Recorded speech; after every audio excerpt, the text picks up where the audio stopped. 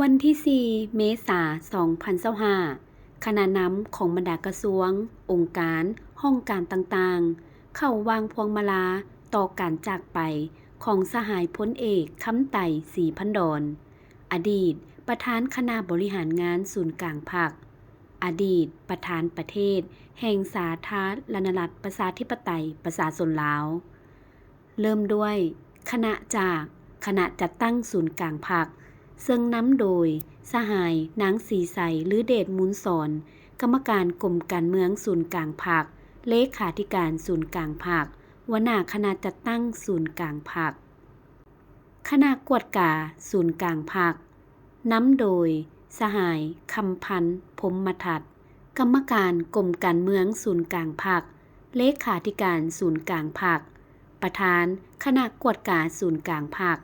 ประธานองค์การกวดกาแห่งรัฐและหัวหน้าองค์การต้านการส่อราษฎร์บังหลวงขั้นศูนย์กลางคณะจากห้องว่าการศูนย์กลางพรรคซึ่งนำโดยสหายทองสลิดมังหนอเมฆเลขาธิการศูนย์กลางพรรคหัวหน้าห้องว่าการศูนย์กลางพรรคคณะจากห้องว่าการสำนักงานประธานประเทศนำโดยสหายนางเข็มมณีพ้นเสนากรรมการศูนย์กลางพรรคเลขาคณะพรรคหัวหน้าห้องว่าการสำนักงานประธานประเทศคณะโฆษณาอบรมศูนย์กลางพรรคซึ่งนำโดยสหายคำพันธ์เผยยวงศ์เลขาธิการศูนย์กลางพรรคหัวหน้าคณะโฆษณาอบรมศูนย์กลางพรรคคณะ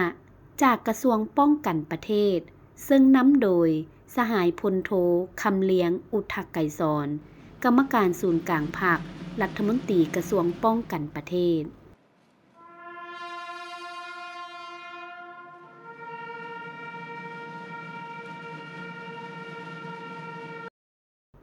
คณะจากกระทรวงการต่างประเทศซึ่งนำโดยสหายทองสวรรค์พรหมวิหารกรรมการศูนย์กลางพรรครัฐมนตรีกระทรวงการต่างประเทศกระทรวงแถลงข่าววัฒนธรรมและท่องเที่ยว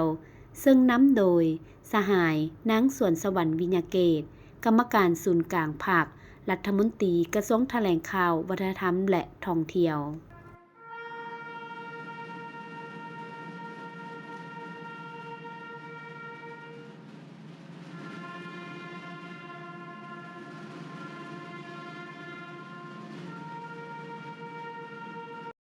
พร้อมเดียวกันนี้ในตอนเช้าของวันที่ 4 เมษายนแม้นมีหลายภาคส่วนที่ได้เข้ามาวางพวงมาลาไว้อาลัยต่อกับการจากไปโดยบ่มีวันหวนกลับคืนมา